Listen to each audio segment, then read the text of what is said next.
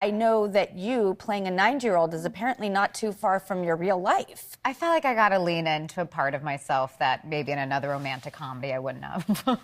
What do you mean? Just because I feel like in romantic comedies you're supposed to be a very, like, I don't know, universally attractive person that maybe somewhat that people could be attracted to. And when you play a 90-year-old in your body, I don't think you're leading with that.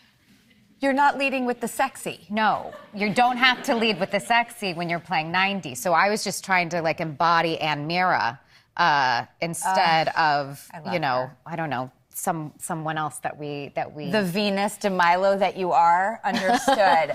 Because when you walk out, you know, as your age now in the film, it is like you really. I've told you this before, Sue. You're the most alluring person. You cannot take your eyes off you. I've watched everything you've done. It's true. I'm such a psycho fan of yours. But is it true that you're a little bit old ladyish in your real life? I am. I mean, my friends, it was actually when I first started dating my husband, my friends told me, did you already warn him that you're terrible at texting, that you text like a boomer? And I was like, well, shoot, okay. They're like, and so I told them, I was like, just pretend like you're texting your father when we text. Like, it's going to be very practical. It's going to be very to the point. Like, I have no game, no swagger. Like, just so you know, like, I don't know how to do it this way. Okay, like, sure. don't expect any flirting on this form. Like, it's not something I know how to do.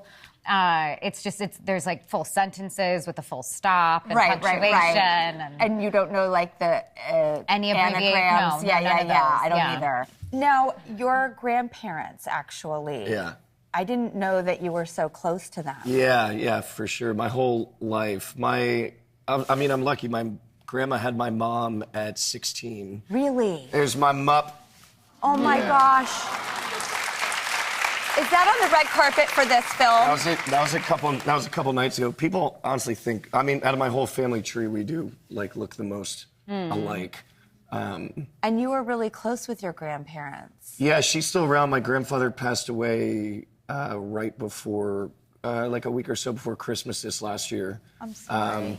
So he was on hospice the last week of his life, and he's kind of going in and out of sleep. And at one point he wakes up, and it's me, my two sisters, and his other two grandkids. And he said, "Am I dead?" And we said, "No, Pop. We're all right here." And he goes, "Oh, I'm just so happy." Like his image of heaven was to be surrounded by his grandchildren. They always, and it's funny because I asked my grandma, do you relate more as, before you became a mother, when you're a mother, when you're a grandmother? She's like, I've always related most to being a grandmother. She goes, I see myself as a grandmother more so than anything. That's so interesting because it's all-consuming. I've always heard that there is nothing overrated about being a grandparent, that it is the ultimate destination in life. And I don't know, I didn't have grandparents, I'm not a grandparent yet, but if there's any party I'm excited to be in, it seems to be that freezer with ice cream. Yeah, if I don't eat it first. My grandma always had Klondike bars. Like her freezer's just like, I don't know how grandmas like fit that much stuff in their freezer. It's like they know the way to your heart is your stomach. Do you two 100%. like talk to your partners about building a family? Do you talk about those years to come where you will accumulate the life experience that like goes into what makes that kind of rich, beautiful relationship? Absolutely. I mean, we talk about how lucky we could both be to get to an age in our lives where we could say that we've been married for 35 years or 40 years.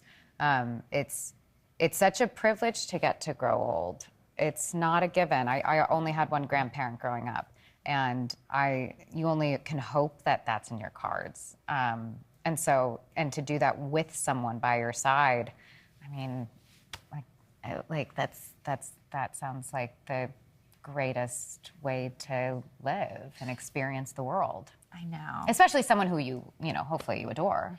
I'm so in it with my kids. Like this is, and we're not codependent. We are three souls. And I recognize that. But I've never known love like this. And I didn't know that I would ever be so lucky to know a love like this in my time here on Earth. Because wow, it's extraordinary. I hope we get to have that experience. Otherhood is perfect. Motherhood is perfect. Fatherhood is perfect. It's whatever lane you choose. Yeah. But if you're lucky enough to have those relationships, to have that kind of love with other people, then I guess that's the meaning of life. And I didn't know if I'd ever know what the meaning of life was. Right. Good. But I think your film, your beautiful, beautiful film, is such a gorgeous testament Thank to you. the meaning of life. Thank you. Thanks. So thank you for making it. Thank you for putting it out there. Thank you for this meaningful conversation. And I love this movie so much. Eternity hits theaters everywhere.